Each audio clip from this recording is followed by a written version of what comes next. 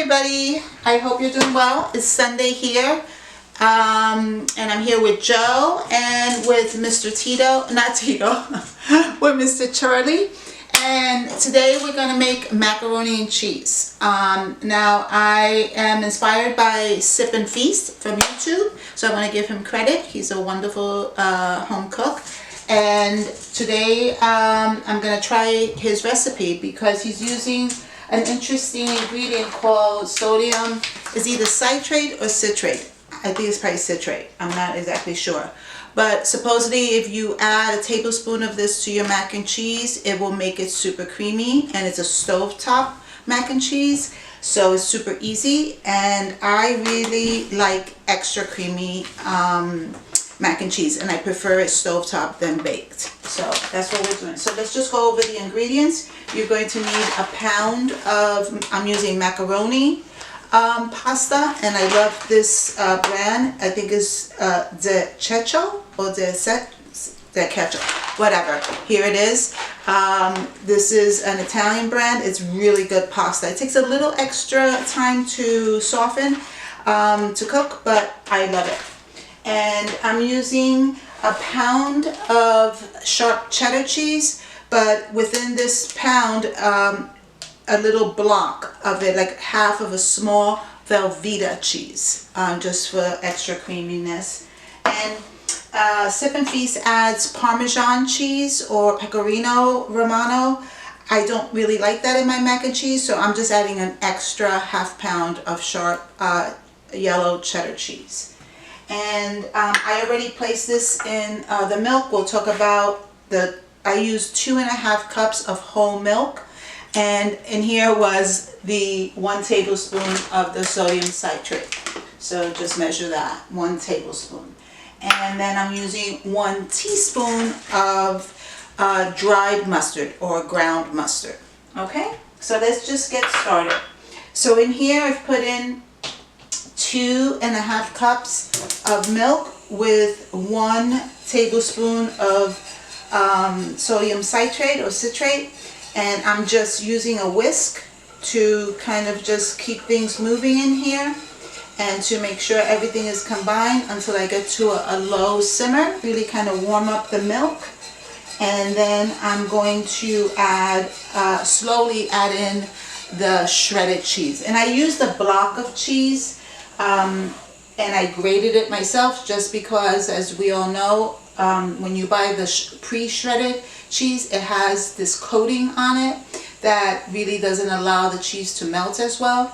And as I said before, I really want extra creamy cheese, so I took the time to shred it myself. And I used a box grater, this box grater, and I used this side because it moves faster. It really didn't take very long at all. Okay, so here I am. I'm warming up my milk. If I'm honest, I had left it on a little bit, so it should be nice and warm. So I'm going to start adding the shredded cheese a little bit at a time. And at the same time, I'm boiling a pot of water that's lightly salted. And I lightly salted it because the cheese has a lot of salt.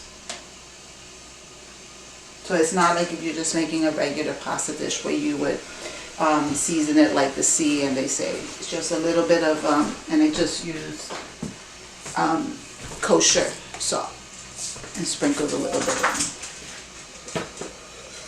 So here we go. I'm just melting the cheese. Okay, I think we could stop now, take a little break, and when I have the cheese sauce forming, I'll come back. All right.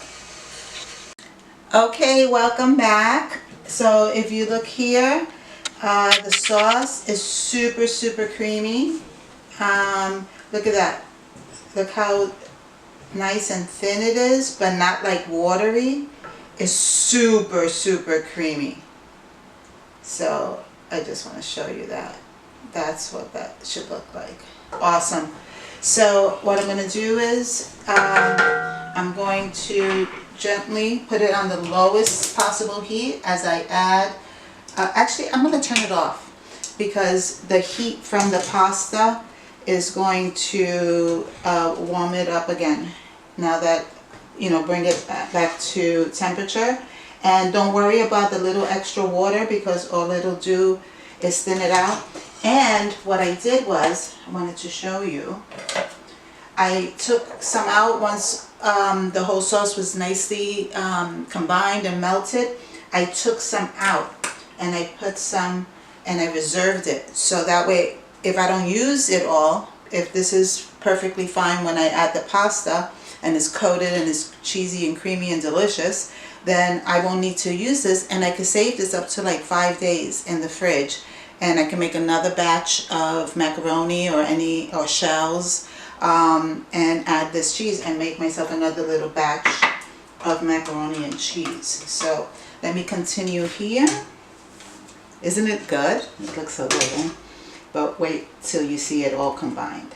It's going to be so delicious. So as I add it in, I gently just stir in so it starts to combine. And you know what? It looks a little loose, so I'm just going to put the heat back on a little bit, so I make sure that it gets nice and warm and the pasta absorbs the cheese, and the cheese clings nicely to the pasta. So I'm just gently mixing it in a little bit. And I like this, I think they call them spiders, but it's a little, it's like a mesh, so it allows me, I don't have to go to pick up the big pot with all the hot water.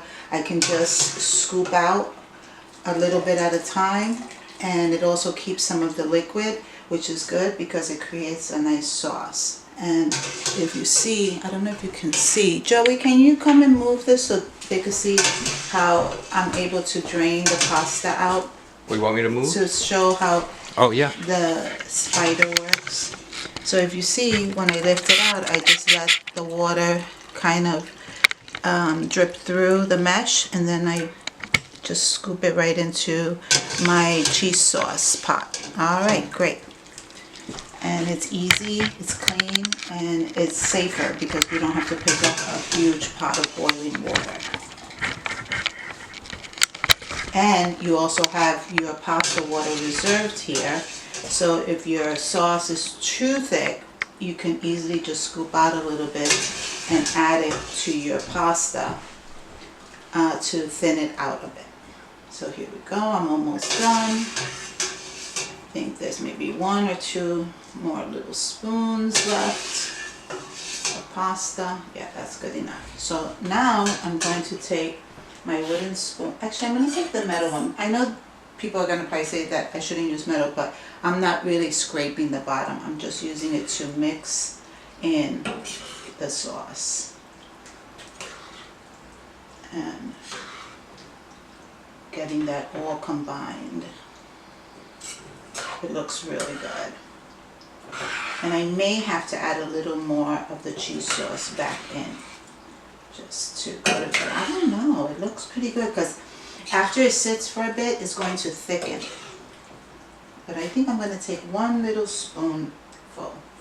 Here's that creamy deliciousness. So I'm going to take 1 spoon, actually maybe 2, and mix it in from my reserved sauce. Yeah, let's see what that does. That thickens it a bit. And I also have a little bit of cheese here that I could even add. Just a few little shavings that I could add in, just for a final little cheesy touch. But it looks really good. Let me show you. So you see?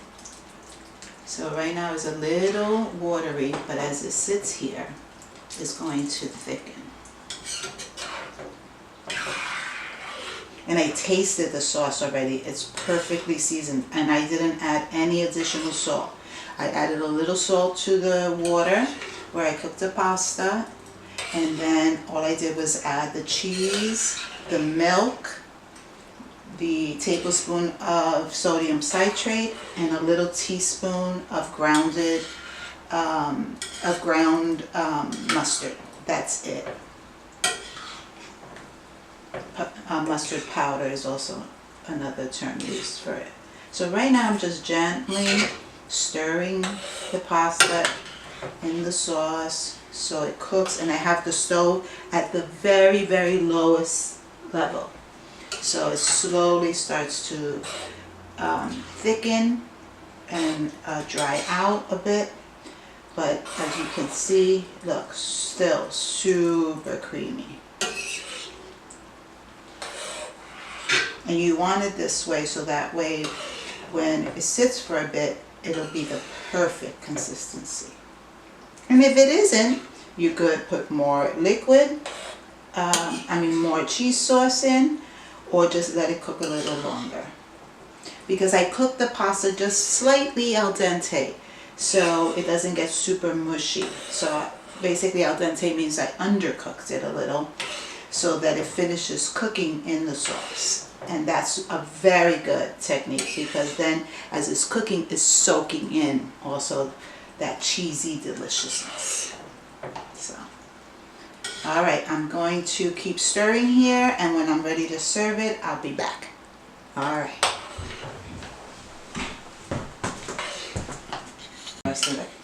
Okay, so I've been mixing it up, and I think I'm going to add the rest of the cheese. Remember the cheese sauce that I have reserved? I feel that it needs the rest of it. So I'm adding the rest of the cheese sauce, and I think that's going to make it even more creamy.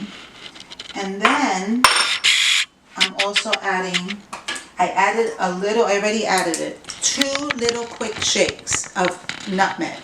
Ground nutmeg, just 2 quick shakes. This is powerful stuff, so don't put a lot. If you don't even want to add it, you don't have to, or you could just add 1 shake, or if you really like the flavor, then just add 3 or 4 shakes, but I just added 2 shakes to mine.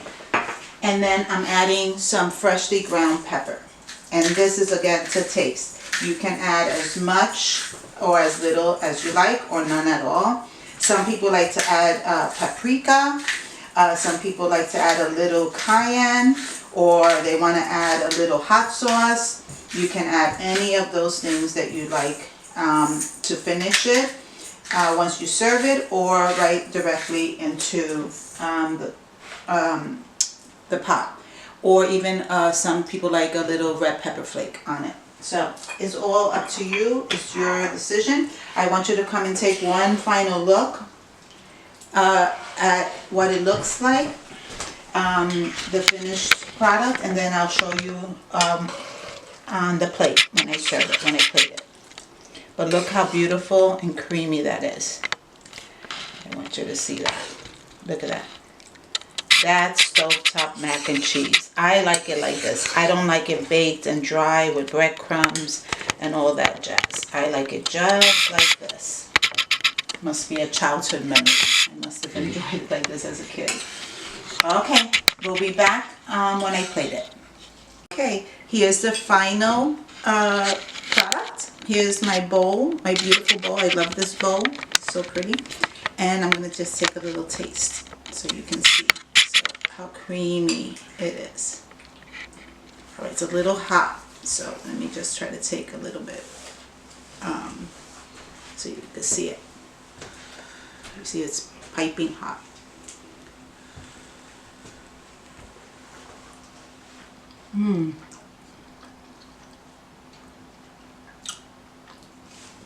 So much better than that box stuff. Really, and it's not really that hard. You saw how easy it was. Well, I hope you make it, and I hope you enjoy it. We're making crabs with this tonight, fresh crabs. So, all right, bye.